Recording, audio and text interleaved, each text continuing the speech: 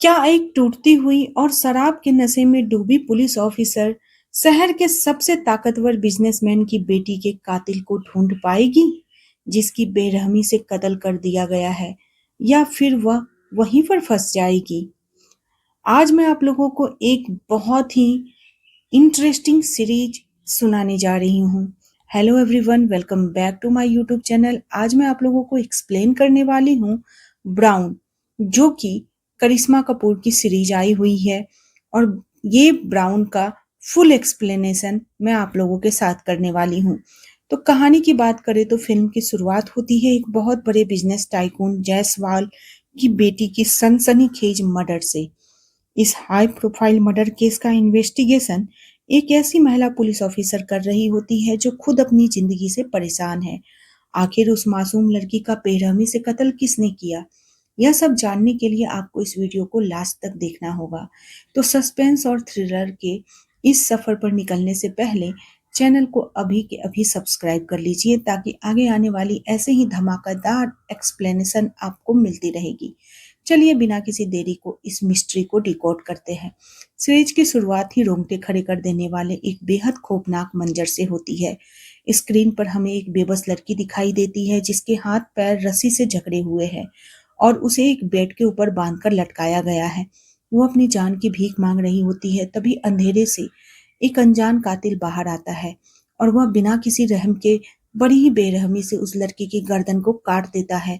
तभी scene shift होता है और हमारे मुख्य किरदार रीता ब्राउन पर जाता है। रीता गहरी नींद में हाँफते हुए जाग जाती है, क्योंकि उसने अभी एक भयानक सपना देखा था जिसमें वह समंदर की असीम गहराइयों में डूबती जा रही थी। यह कोई आम सपना नहीं था। ऐसा खौफनाक मंजर अक्सर रीता को आया करता था। रीता कोई साधारण महिला नहीं थी, बल्कि एक बेहद काबिल पुलिस ऑफिसर थी। लेकिन कुछ समय पहले उसकी बिगड़ती मानसिक स्थिति और डिप्रेशन की वजह से उसे डिटेक्टिव डिपार्टमेंट से हटाकर आरपीएफ में ट्रांसफर कर दिया गया था। अब अगले सीन में रीता एक पुलिस एकेडमी पहुंचती है, जहां पर वह न्यू ट्रेनिंग को क्राइम इन्वेस्टिगेशन की बेहद जरूरी टिप्स दे रहती है। तभी अचानक रीता के पास एक कॉल आता है। वो कॉल होता है मुख्यमंत्री के पीए पीए शुभेंद्रु की। शुभेंद्रु रीता से कहता है कि एक बेहद हाई प्रोफाइल केस के सिलसिले में उसे तुरंत सीएम ऑफिस पहुंचना होगा। दूसरी तरफ हमारी मुलाकात होती है होमिसाइड डिपार्टमेंट के एक इंस्पेक्टर अर्जुन से। अर्जुन इस समय समंदर के बीचों बीच एक चलती हुई बोट पर बैठा हुआ होता है। दरअसल कुछ समय पहले अर्जुन के पास इसी बोट के ड्राइवर की पत्नी का मर्डर केस आया था। उसने अपनी सूझबूझ से इस केस को सॉल्व कर दिया था। आज वो यहाँ पर उसी ड्राइवर को अपनी इन्वेस्टिगेशन फाइल की रिपोर्ट बताने आया था। अर्जुन ठंडे दिमाग से ड्राइवर की आंखों में आंखें डालकर कहता है कि तुम्हारी पत्नी को किसी और ने नहीं, बल्कि खुद तुमने ही मारा है। जैसे ही ड्राइवर को पता चलता है कि उसका पाप पकड़ा गया है, वह कानून के चंगुल से बचने के लिए समंदर के गहरे पानी में कूद जाता है। लेकिन अर्जुन भी जल्दी से उसे पकड़ लेता है। उधर सीएम ऑफिस पहुंचते ही रीता ब्राउन की मुलाकात शहर के पुलिस कमिश्नर से होती है। कमिश्नर रीता को उसे दिल दहलाने वाली मर्डर केस की फाइल सौंपते हैं, जो हमने वीडियो की शुरुआत में देखी थी। दरअसल जिस लड़की का बेरहमी से कत्ल हुआ था उसका नाम आहना जायसवाल था। आहना कोई मामूली लड़की नहीं, बल्कि देश के जाने माने बिजनेस टाइकून धीरज जायसवाल की इकलौती बेटी थी। सबसे बड़ी बात यह थी कि धीरज जायसवाल सीएम के क्लासमेट रह चुके थे। इसी वजह से यह केस बेहद संवेदनशील और हाई प्रोफाइल मामला बन चुका था, जिस पर धीरे धीरे सीएम की नजर थी। सीएम खुद चाहते थे कि इस केस की जांच कोई ऐसा ऑफिसर करे जिसका रिकॉर्ड बेदाग हो, क्योंकि रीता ब्राउन ने अपने पास्ट में कोई नामुमकिन केस चुटकियों में सॉल्व किए हैं। इसलिए जिम्मेदारी उसे सौंपी जाती है। इस मिशन में रीता को असिस्ट करने के लिए इंस्पेक्टर अर्जुन को लगाया जाता है। अगले ही सीन में रीता और अर्जुन क्राइम स्पॉट पर पहुंचते हैं। वहां का नजारा इतना डिस्टर्बिंग और डरावना था कि किसी भी कमजोर दिल वाले इंसान के होश उड़ जाए। आहना का धर बिस्तर के ऊपर हवा में लटका हुआ था और उसका कटा हुआ सर जमीन पर पड़ा हुआ था। पूरे कमरे की दीवारें और फर्श पर सिर्फ खून ही बिखरा हुआ था। रीता अपनी खोजी नजरों से जब आहना की बॉडी के बारीकी से देखती है तो उसे आहना के राइट हैंड पर कुछ पुराने कट्स के निशान दिखाई देते हैं। इससे रीता समझ जाती है कि आहना मानसिक रूप से किसी बहुत बड़े ट्रॉमा या डिप्रेशन से गुजर रही थी। इन्वेस्टिगेशन के दौरान अर्जुन रीता को बताता है कि आहना अपने पिता के आलीशान बंगले को छोड़कर यहाँ इस साधारण से फ्लैट में किराए पर रहती थी। वह पूरी तरह इंडिपेंडेंट होकर जीना चाहती थी और उसकी अपने परिवार वालों से कभी नहीं मिलना जुलना होता था। आना एक एनजीओ में काम करती थी। जब रीता बिल्डिंग के सिक्योरिटी गार्ड से पूछताछ करती है तो वह बताता है कि आहना बेहद इंट्रोवर्ट किस्म की लड़की थी, दुनिया से ज्यादा मतलब नहीं रखती थी, उसके ज्यादा दोस्त भी नहीं थे, बस एक सैफाली नाम की उसकी एक बेस्ट फ्रेंड थी जो उससे अक्सर मिलने आया करती थी। इसके अलावा उसका एक एक्स बॉयफ्रेंड भी था जिसका नाम शौकत था। परिवार में सिर्फ उसका भाई संजय ही था जो आहना से बहुत प्यार करता था और कभी कभार उसे फ्लैट पर मिलने आया करता था। इसी बीच अर्जुन पूरे फ्लैट की तलाशी लेता है लेकिन उसे आहना का स्मार्टफोन कहीं भी नहीं मिलता। कातिल आहना का फोन अपने साथ ले गया था। वहीं फॉरेंसिक डॉक्टर रीता को एक और चौंकाने वाली बात बताता है कि कातिल कोई आम अपराधी नहीं बल्कि एक शातिर दिमाग वाला इंसान है। उसने पूरे क्राइम स्पॉट पर अपना एक भी फिंगरप्रिंट या फुटप्रिंट नहीं छोड़ा, यानी यह एक सोची समझी और परफेक्ट प्लानिंग के साथ किया गया मर्डर था। अब रीता इंस्पेक्टर अर्जुन के साथ धीरे धीरे जायसवाल के आलीशान बंगले पर पहुंचते हैं। घर भले ही बहुत बड़ा और आलीशान था, लेकिन वहां मौजूद लोगों का बर्ताव रीता को बेहद खराब लगा। उनके बात करने का तरीका और हाव भाव से साफ झलक रहा था कि लोग पुलिस से बहुत बड़ा कुछ छुपाने की कोशिश कर रहे हैं। पूछताछ के दौरान आहना के भाई संजय से रीता को एक अहम सुराग मिलता है। संजय बताता है कि कुछ समय पहले आहना की सुरक्षा को ध्यान में रखते हुए उन्होंने अपने एक पर्सनल ड्राइवर राजू को काम से निकाल दिया था क्योंकि राजू का बर्ताव बिल्कुल ठीक नहीं था। वह बेहद गैर जिम्मेदार था, कई बार आहना को कॉलेज या एनजीओ से लेने ही नहीं जाता था, अक्सर नशा करके कहीं गायब रहता था। इसी वजह से कई बार मजबूरन संजय को खुद आहना को लेने जाना पड़ता था। जब रीता और अर्जुन वहां से निकलने लगे तो धीरज जायसवाल रीता को सीएम के नाम और दोस्ती का वास्ता देते हुए चेतावनी लहजे में कहते हैं कि रीता जी, सीएम साहब मेरे बेहद करीबी मित्र हैं। मैं चाहता हूं कि आप बिना समय बर्बाद किए इस केस को जल्द से जल्द सॉल्व कर दें। बंगले से निकलने के बाद रीता सीधे उस पब हाउस पहुंचती है जहां पर आहना मर्डर वाली रात गई थी। रीता जब वहां के सीसीटीवी फुटेज को चेक करती है तो उसे एक क्लू मिलता है। फुटेज में साफ दिख रहा था कि मर्डर वाली रात आहना और उसके ड्राइवर राजू के बीच किसी बात को लेकर तीखी नोकझोंक और हाथापाई हुई थी। राजू जबरदस्ती आहना को रोकने की कोशिश कर रहा था लेकिन आहना उसे धक्का मारकर कैब में बैठकर वहां से अपने फ्लैट के लिए निकल गई। अब कड़ियां आपस में जुड़ने लगती है। आहना के मर्डर का प्राइम सस्पेक्ट वही ड्रग एडिक्ट ड्राइवर राजू बन चुका था।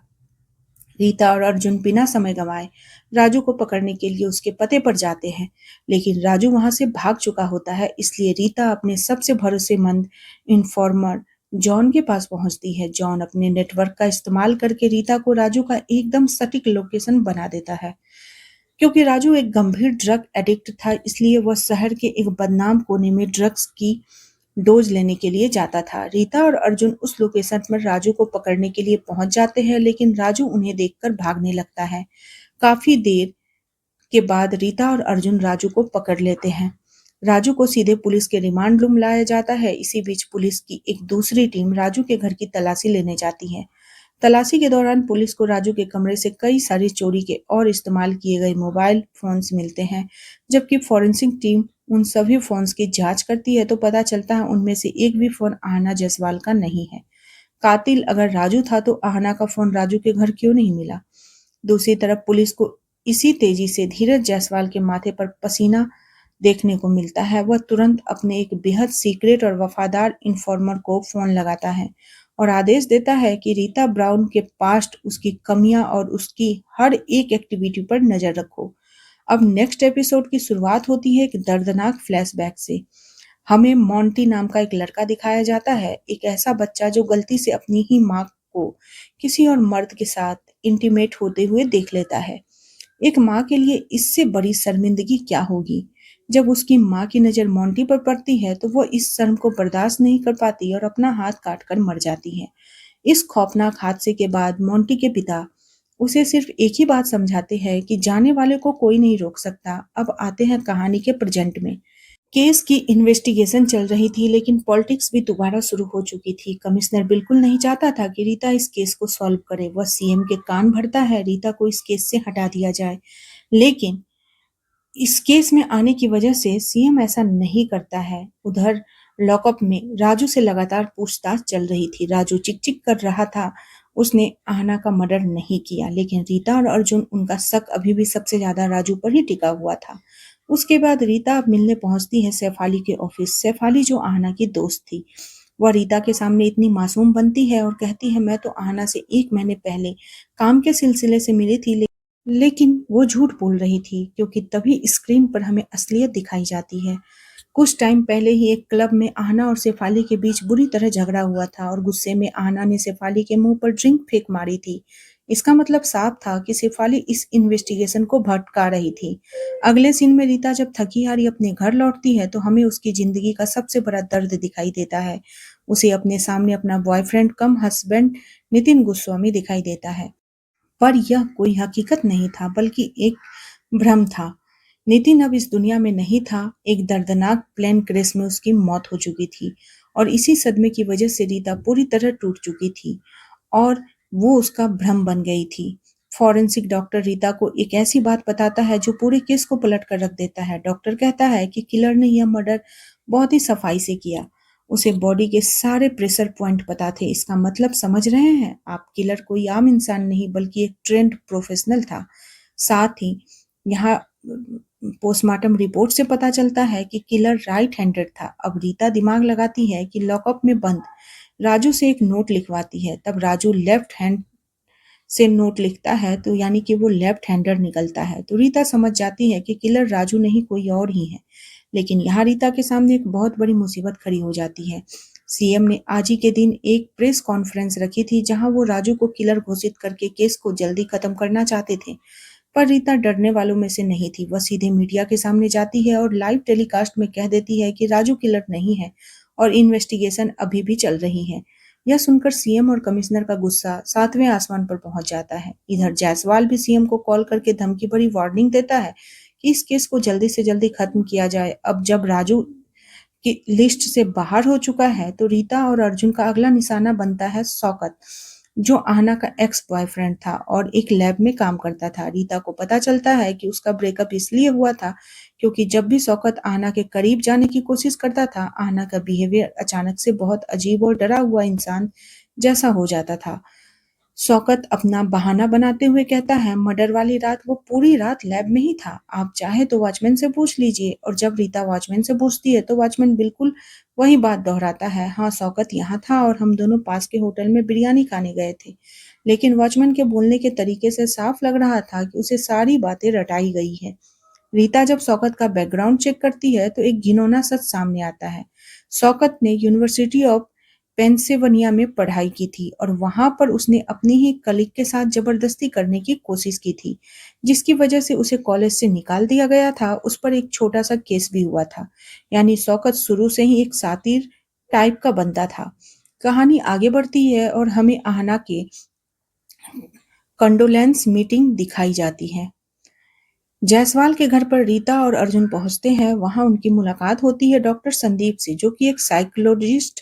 और डॉक्टर संदीप बताते हैं कि वह पिछले कुछ टाइम से आहना का इलाज कर रहे थे, क्योंकि आहना किसी बहुत बड़े मेंटल ट्रॉमा और डिप्रेशन से गुजर रही थी।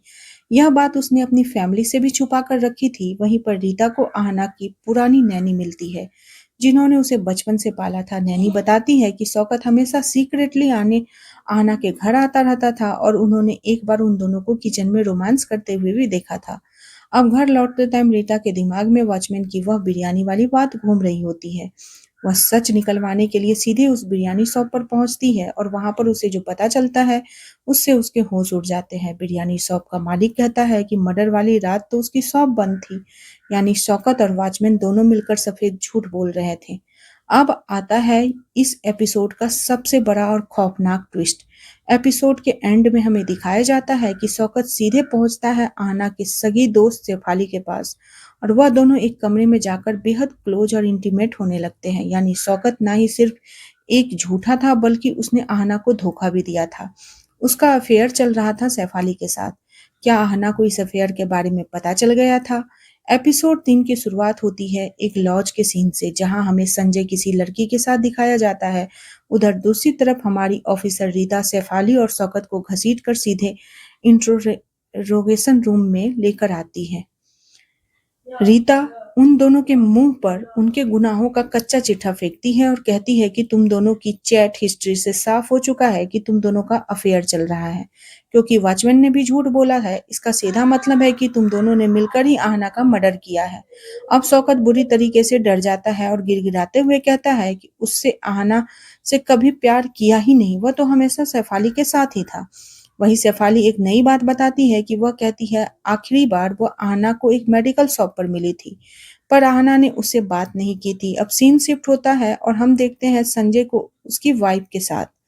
यहाँ हमें पता चलता है कि संजय की वाइफ आहना को बिल्कुल पसंद नहीं करती थी। साथ ही संजय के अपनी बीवी के साथ रिश्ते कुछ खास अच्छे नहीं थे। अगले दिन रीता उसी मेडिकल शॉप पर पहुंचती है जहां शेफाली ने आहना को देखा था। रीता वहां से आहना की दवाइयों की लिस्ट निकलवाती है और उस लिस्ट को देखते ही रीता के पैरों तले जमीन खिसक जाती है। उस लिस्ट में अबॉर्शन की दवाई का नाम लिखा था, यानी आहना प्रेग्नेंट थी और उसने अबॉर्शन के लिए यहाँ से दवाई ली थी। रीता का दिमाग ठनक जाता है क्योंकि ऑटोप्सी यानी पोस्टमार्टम रिपोर्ट में ऐसा कुछ भी लिखा नहीं था। रीता तुरंत फॉरेंसिक डॉक्टर के पास पहुंचती है और तब सामने आता है एक और घिनौना सच। पता चलता है कि सीनियर के भारी प्रेशर की वजह से फॉरेंसिक डॉक्टर के जूनियर ने प्रेग्नेंट होने वाली बात को रिपोर्ट से डिलीट कर दिया था। इस बात पर फॉरेंसिक डॉक्टर अपने जूनियर पर बुरी तरह भड़क जाते हैं, लेकिन रीता को अब गेम समझ आ रहा था। कातिल नहीं चाहता था कि आहना के प्रेग्नेंट होने की बात कभी बाहर आए और शायद इसी प्रेगनेंसी को छुपाने के लिए ही आहना का मर्डर किया गया था। सुई दो तरफ घूम रही थी, तो इसके पीछे शौकत था या फिर खुद जायसवाल फैमिली। अब कहानी में एंट्री होती है धीरज जायसवाल की। उसके कहने पर एक बिकाऊ मीडिया एंकर न्यूज चैनल पर लाइव लाता है और रीता के अतीत का तमाशा बनाने लगता है। वो रीता को नितिन गोस्वामी, जो कि होम मिनिस्टर था, की अफेयर की बात उछाल देता है ताकि रीता को डिफेम किया जा सके और वह इस केस को छोड़ दे। रीता चट्टान की तरह मजबूत होती है, उसे इस गंदी चालों से कोई फर्क नहीं पड़ता। वो इस बार शेफाली और शौकत को अलग अलग कमरों में रखकर इंट्रोगेट करती है, पर हैरानी की बात यह थी कि उन दोनों को भी आहना की प्रेगनेंसी के बारे में कुछ भी नहीं पता था। वो रीता को बताते हैं कि आहना संजय से छुपाकर एक डेटिंग ऐप का इस्तेमाल करती थी और उस ऐप पर उसके और भी कई लड़कों के साथ रिलेशनशिप थे। सच्चाई जानने के लिए रीता आहना के साइकोलॉजिस्ट डॉक्टर संदीप के पास जाती है, पर ताज्जुब की बात देखिए, डॉक्टर संदीप को भी इस प्रेगनेंसी के बारे में कोई अंदाजा नहीं था। आहना ने पिछले कुछ सेशन जरूर स्किप किए थे। रीता जब उनसे पूछती है कि वो मर्डर वाली रात कहाँ थे, तो डॉक्टर बताते हैं उस रात वो अपनी एक पेशेंट पंकज के साथ थे। रीता पंकज के डिटेल्स लेकर वहां से निकल जाती है। घर आने के बाद रीता को याद आता है कि आज उसकी आंटी का बर्थडे है। वह इस छोटी सी पार्टी में अर्जुन को भी इनवाइट करती है। बातों बातों में जब रीता अर्जुन की फैमिली के बारे में पूछती है तो माहौल भारी हो जाता है। अर्जुन बताता है कि उसकी फैमिली में अब सिर्फ उसके बूढ़े पिता बचे हैं, जिनकी तबीयत ठीक नहीं रहती। दरअसल कुछ साल पहले एक खौफनाक रोड एक्सीडेंट में अर्जुन ने अपनी पत्नी और अपनी छोटी सी बेटी को हमेशा के लिए खो दिया था और इस सदमे को उसके पिता पर बहुत बड़ा असर पड़ा। उधर पुलिस के शिकंजे में आने के बाद शेफाली अब शौकत से दूरियां बनाने लगी थी, पर शौकत उसे मनाने और रोकने की कोशिश करता रहता। लेकिन तभी कहानी में आता है सबसे बड़ा ट्विस्ट। कमिश्नर रीता को अपने ऑफिस में बुलाता है। वह रीता को बताता है कि फॉरेंसिक डॉक्टर के जूनियर ने खुद को बचाने के लिए रीता पर ही झूठे आरोप लगा दिए हैं। उसने कह दिया है कि रीता ने ही जबरदस्ती ऑटोप्सी रिपोर्ट बदलने के लिए कहा था और इसी साजिश का फायदा उठाकर कमिश्नर रीता को इस केस से सस्पेंड जैसी हालत में लाकर खड़ा कर देता है और उसका ट्रांसफर वुमेन्स विंग्स में कर देता है। रीता अंदर से पूरी तरह डिस्टर्ब और टूट चुकी होती है, क्योंकि इस सिस्टम में एक ईमानदार ऑफिसर को यहीं पर चोट पहुंचाई जाती है तो उसे सस्पेंड कर दिया जाता है या फिर ट्रांसफर, और इसी बेबसी के साथ इसका तीसरा एपिसोड खत्म हो जाता है। तो दोस्तों, रीता को केस से हटा दिया गया है, लेकिन कातिल अभी भी खुलेआम घूम रहा है। आखिर कौन है आहना का असली गुनहगार? क्या वह संजय है, शौकत है या फिर जायसवाल फैमिली का कोई बड़ा नाम? इन सब बचे हुए सवालों के जवाब और कहानी की असली कातिल आपको देखने को मिलेगा इसके सेकेंड पार्ट में। अगर आप जानना चाहते हैं कि असली किलर कौन है, तो आपको इस वीडियो को अपना पूरा प्यार देना होगा। आप इस वीडियो को जितने ज्यादा लाइक्स और कमेंट करेंगे, मैं उतनी ही जल्दी इसका अगला और आखिरी पार्ट लेकर हाजिर हो जाऊंगी। आप लोगों से मैं फिर मिलती हूँ नेक्स्ट पार्ट के साथ। तब तक के लिए अपना ख्याल रखिए। Bye bye, take care.